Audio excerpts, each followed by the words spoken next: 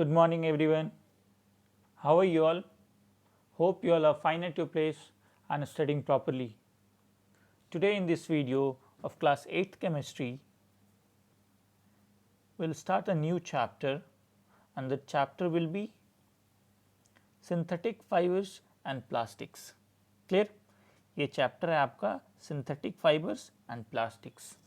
तो जैसे नाम में आपका यहाँ पे है एंड लगा हुआ है, एंड से पहले ये जो सिंथेटिक फाइबर है ये आपका एक सेपरेट टॉपिक है और ये जो प्लास्टिक्स है ये आपका एक अलग टॉपिक है. तो ये चैप्टर में आपको दो टॉपिक्स के बारे में पढ़ना है. पहला टॉपिक है आपका सिंथेटिक फाइबर्स और सेकंड टॉपिक है आपका प्लास्टिक्स. क्लियर? तो इस चैप्टर को स्टार्ट करने से पहले हम फाइबर्स के बारे में कुछ इन्फॉर्मेशन लेते हैं. सबसे पहला इन्फॉर्मेशन जो हमें जानना ज़रूरी है वो ये है कि फाइबर्स दो तरह के होते हैं. और कौन कौन से दो तरह के होते हैं? सबसे पहला जो फाइबर है उसे हम बोलते हैं नेचुरल फाइबर और दूसरा फाइबर को हम बोलते हैं सिंथेटिक फाइबर. क्लियर? पहला फाइबर को क्या बोलते हैं? Natural fibre. ठीक है. और दूसरा फाइबर को क्या बोलते हैं? Synthetic fibre. अब ये जो नेचुरल फाइबर आपका होता है ये नेचर से मिलता है, यानी कि नेचर का प्रोडक्ट से मिलता है. और ये जो सिंथेटिक फाइबर होता है ये आपका मैन मेड होता है. This is man made. Clear? Synthetic fibre is man made.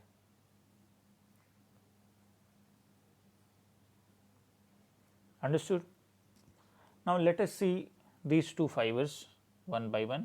पहले इसके बारे में समझ लेते हैं, उसके बाद आगे चैप्टर को स्टार्ट करेंगे हम. तो सबसे पहला जो फाइबर हमारा नेचुरल फाइबर है, ये नेचुरल फाइबर हमें दो चीज़ से मिलता है. एक है प्लांट और दूसरा है एनिमल.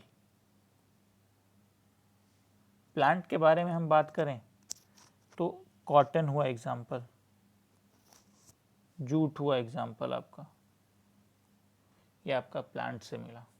और एनिमल के बारे में बात करें तो वुल और सिल्क. ठीक है. ये एग्जाम्पल हुए आपके नेचुरल फाइबर्स के. ठीक है. प्लांट से क्या मिलता है? कॉटन और जूट. और एनिमल से क्या मिलता है? वुल और सिल्क.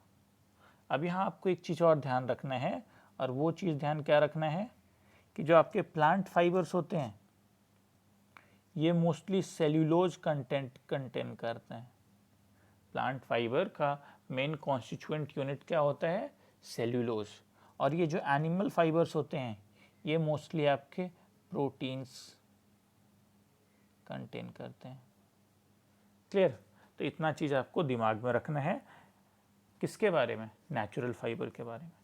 क्या याद रखना है कि जो आपका नेचुरल फाइबर है ये प्लांट से मिलता है और एनिमल से मिलता है. प्लांट फाइबर जो है वो किस चीज़ से बना हुआ रहता है? Mostly cellulose as a constituent unit होता है. क्लियर? प्लांट फाइबर का मेन कॉन्स्टिट्यूएंट यूनिट क्या होता है? सेल्यूलोज. जबकि एनिमल फाइबर का मेन कॉन्स्टिट्यूएंट यूनिट क्या होता है? प्रोटीन्स. अब प्लांट फाइबर का एग्जाम्पल का बात करें हम तो हमारे पास एग्जाम्पल है कॉटन और जूट. ये दो हमारा प्लांट फाइबर है.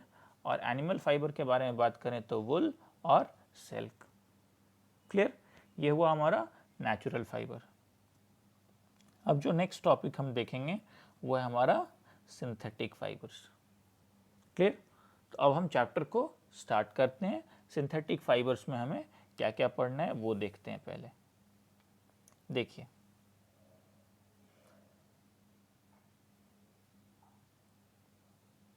we use number of material in our day life. Some of them like wood, cotton, stones and clay are natural material. ठीक है. तो ये जो हैं हमारे मटेरियल्स, जैसे वुड हुआ, कॉटन हुआ, क्ले हुआ, ये सब क्या है? नेचर से मिलते हैं हमें, ये नेचुरल है. ठीक है. But some of them like plastics, paints, medicine, cement and fertilisers, they are man made और दे आर सिंथेटिक. तो ये चीज़ आपको याद रखना है कि जो आपके सिंथेटिक फाइबर्स होते हैं इनको और हम क्या बोलते हैं, they are also called as man made fibre या फिर आर्टिफिशियल फाइबर। ठीक है, सिंथेटिक को और क्या बोला जाता है, मैन मेड या आर्टिफिशियल। क्लियर। तो देखिए ये आपके जो नेचुरल मटेरियल कंटेन किए क्या क्या, वुड, कॉटन, स्टोन, ठीक है, क्ले, ये क्या हुए आपके नेचुरल मटेरियल हुए। जबकि मैनमेड के बारे में, सिंथेटिक के बारे में बात करें तो प्लास्टिक हम इंसानों ने बनाया है, पेंट को हम इंसानों ने बनाया है, मेडिसिन्स, सीमेंट, फर्टिलाइजर्स, ये सारे क्या हैं, ये सारे के सारे सिंथेटिक मटेरियल हैं या मैनमेड मटेरियल हैं या आर्टिफिशियल मटेरियल हैं। ठीक है, और ये जो मटेरियल हैं ये किस चीज़ से बनते हैं, मोस्टली आपके कोल, क्रूड ऑयल, नेचुरल गैस, ठीक है, ये सारे चीज़ से ये बनते हैं जो आपके आर्टिफिशियल मटेरियल है। Clear. Now human made material जो हैं, जो आपके आर्टिफिशियल मटेरियल हैं, ये कहाँ बनते हैं, इंडस्ट्रीज़ में बनते हैं। Clear, understood. और जो रॉ मटेरियल इनके लिए चाहिए, they are mainly the chemical substances, जो केमिकल रिएक्शन के मदद से मिलता है। ठीक है, their raw material is mainly chemical substances which are obtained from chemical reaction. As you can see here, raw materials are converted into useful materials by chemical reactions.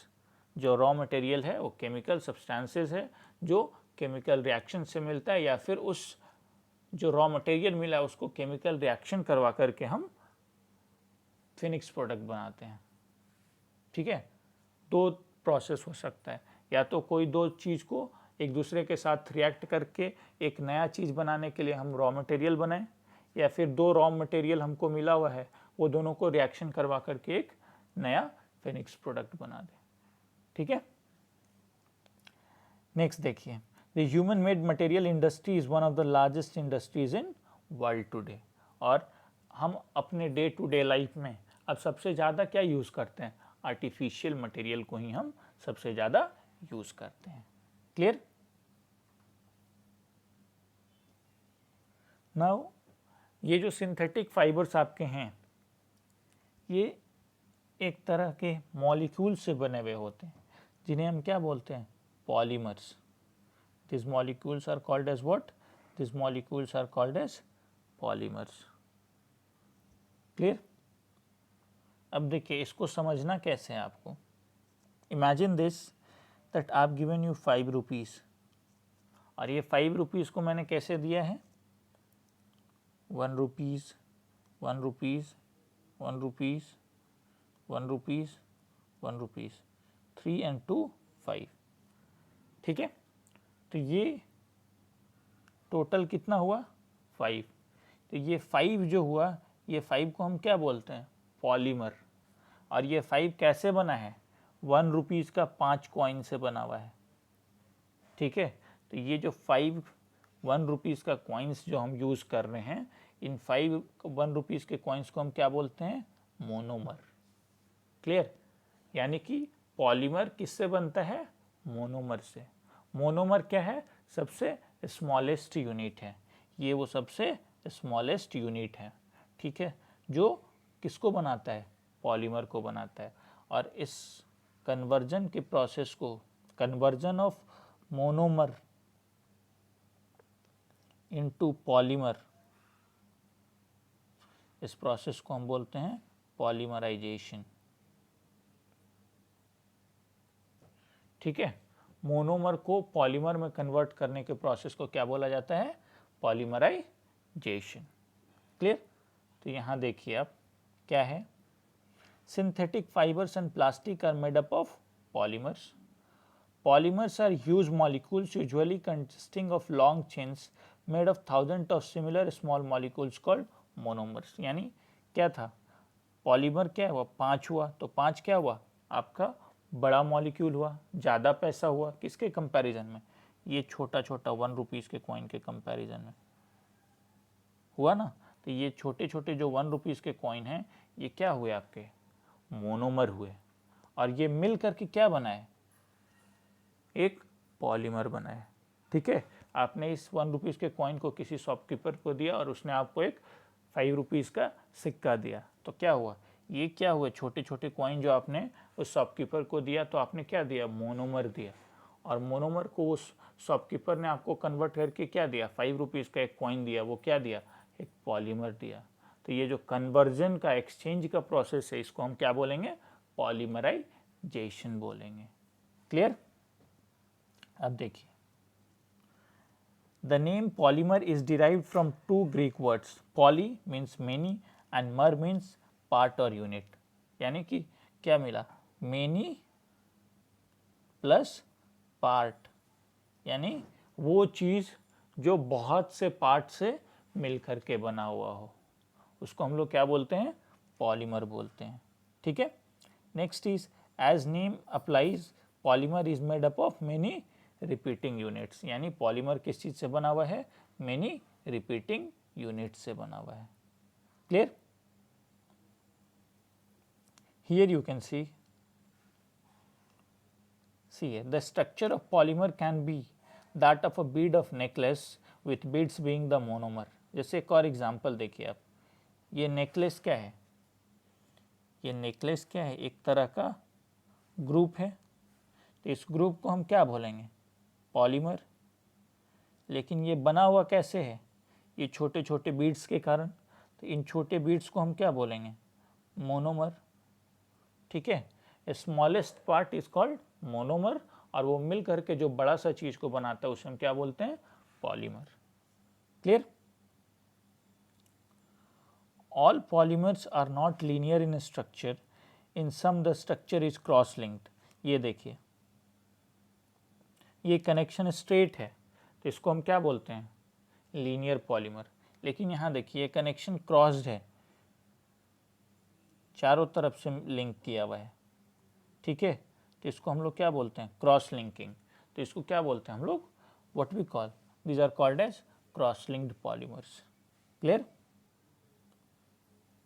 Most polymers are light, strong, long lasting, easy to form into shapes and cheap. This is what makes them useful। और ये polymers useful क्यों होते हैं, क्योंकि ये आपके light होते हैं, लॉन्ग लास्टिंग होते हैं। ठीक है, they need less care. Cotton का शर्ट आप पहनो, ठीक है, और एक आप सिंथेटिक फाइबर्स जैसे रेयन का शर्ट पहनो, तो ठीक है, तो you need to take less care of those materials in comparison to the clothes that are made up of natural fibres. Clear. साथ ही साथ वो आपके लॉन्ग लास्टिंग भी होते हैं, बहुत ज़्यादा दिनों तक चलते हैं, वो आपके चीप भी होते हैं, नेचुरल मटेरियल के कंपैरिजन में वो सस्ते होते हैं। ठीक है, so that is why we now this today's world they are moving towards synthetic fibers। Understood? So today we will cover till here only. Next day we will study about synthetic fibers and these two, nylon and rayon। ये nylon हुआ और ये rayon हुआ in the next part of the video। Okay, that's all for today in this video everyone। Thank you।